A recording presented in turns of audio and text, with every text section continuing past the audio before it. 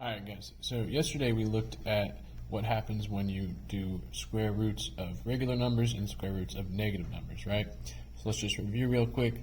5 times 5, of course, is 25, but also negative 5 times negative 5 is 25 as well, alright? So this will be an important fact today. Both 5 times 5 is 25 and negative 5 times negative 5 is also 25. Now, we know the square root of 25, therefore, is 5. However, the square root of negative 25, y'all, is not negative 5 because the square root of negative 25, again, you couldn't say it's negative 5 because negative 5 times negative 5 makes positive 25. So it can't be negative 5. So that's why mathematicians had to come up with a new thing, I. Alright? So both of these facts, that 5 times 5 is positive 25, negative 5 times negative 5 is positive 25, and the fact that the square root of negative 25 is 5i. These are both going to be important facts today. Alright guys, so reducing radicals is what we've been focusing on a lot lately, but we're going to add in now in the context of equations. Alright, so that's an important little piece there. In the context of equations. Alright, so let's look at a very basic example. X squared equals 25.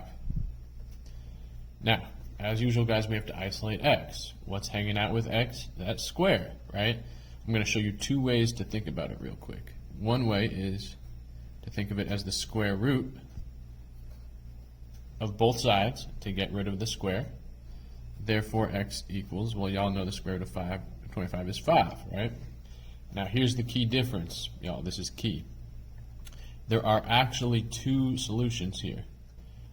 Not just is it the case that 5 times 5 is 25, it is also true that negative 5 times negative 5 is 25, right? So therefore, negative 5 squared, right, would also be 25. Let me write it this way. Negative 5 squared does equal 25, right? Even exponent turns a negative positive because the two negatives cancel out. So therefore, guys, 5 is not the only solution. Negative 5 is also a solution, right? And now you've seen this probably before as written this way, plus or minus 5, all right? So that's normally how mathematicians write it, but this way is also perfectly acceptable. And you have to understand, guys, that plus or minus 5 is not one solution. That's not a single solution. It's two solutions. We're just doing it in a shorter way of writing it, all right? Because it comes up a lot. But it is two separate solutions that we're writing just as one thing here. Alright guys, now I want to show you the exact same problem, but instead of taking the square root of each side, I am going to do each side to the 1/2. Right? Now, trick question, guys, is that the same as doing this?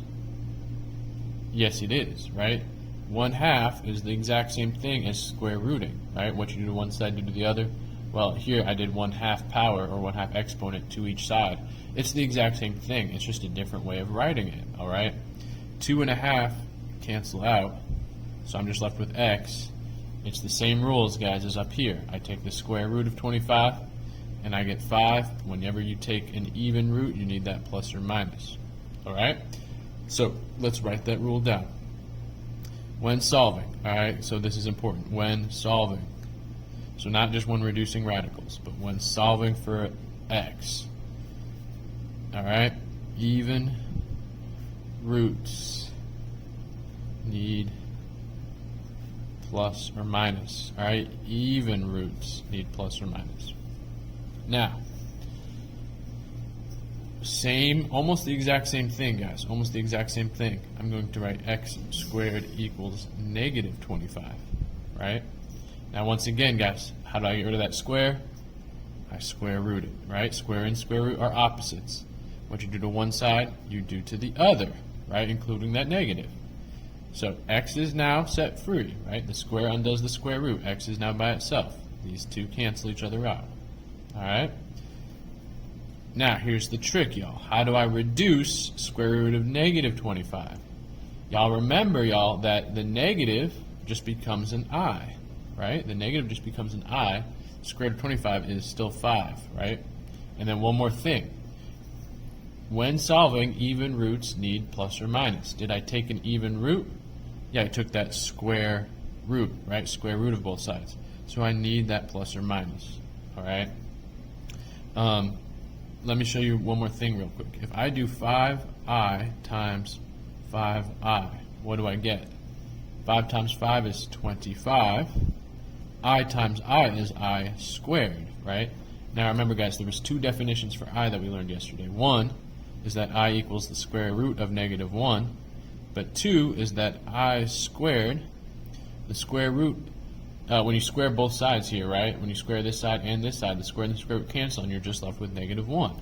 So what does I squared become here? I squared becomes -1, which is -25, right? So I'm just showing y'all that this does work out based on our definition of I here, that 5i, if you square it, does produce -25. Now I put a plus and a minus, right? Because it's also true that -5i and -5i also produce -25. Why? Because what happens to the two negatives right here? They turn positive, right? So I don't have to modify this at all. The negative and the negative turn positive. I and I become I squared, and we still get -25. All right, so this rule applies always. All right, this rule always applies. When solving even roots, need a plus or minus. Boom. This rule about the I is just whenever we're taking a square root of a negative. Okay, so we've already got that rule written down. Let's also add this rule. Even roots of negatives need I. All right, and that's what we learned yesterday. That was pretty much the whole point of yesterday's lesson, right? Is that even roots of negatives need I. All right, so if that wasn't complicated enough, guys, we got to look at one more thing here. Bear with me. I promise with practice, like anything, it will make sense. All right, so we already know what 2 times 2 times 2 is, right? That's 2 to the third, in other words. That's 8. -2 times -2 times -2. What about that? So that is -2 in parentheses to the third. And what happens to a negative when it gets an odd power? It stays negative, because 2 of the negatives cancel, but not the third. So what does that mean for roots? So the cube root of 8 is, of course, 2. The cube root, not the square root, the cube root of just -8. Now, here's why it's different than the square root, right?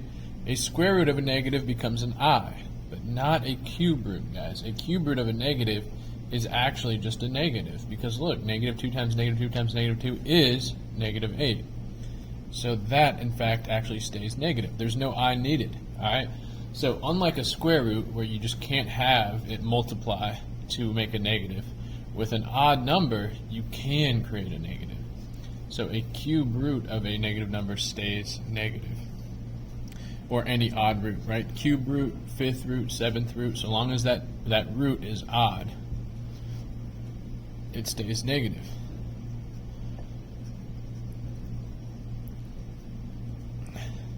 All right, and this means there's no plus or minus, no I. All right, so I like to say odd roots are easy.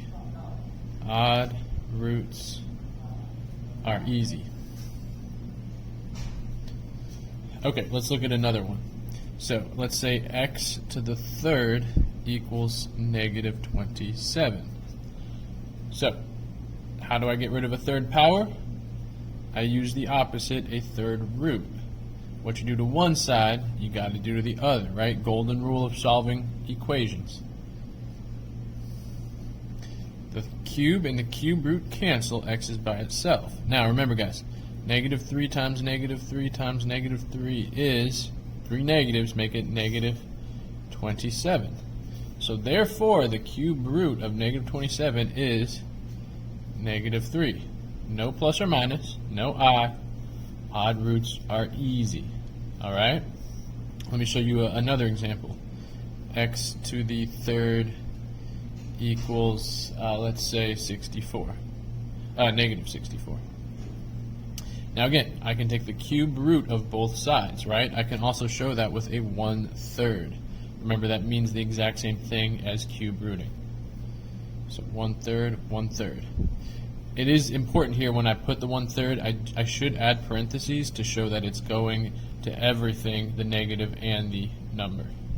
These cancel, and x equals, again, odd roots. Odd roots are easy, so it stays negative. And 4 to the third is 64, right? If you look at your chart. So the cube root of 64 is 4. Again, odd roots are easy, stays negative, no I is needed. Alright guys, now I know that's a lot, which is what the meaning of study is, right? You have to go ahead and look at this stuff and think about it and consider it, and we're going to review it. So when solving, even roots always need a plus or minus. Even roots of negatives always need an I. Alright, whenever you're solving an equation and you take an even root, you always need a plus or minus. If it was of a negative number, you need that I.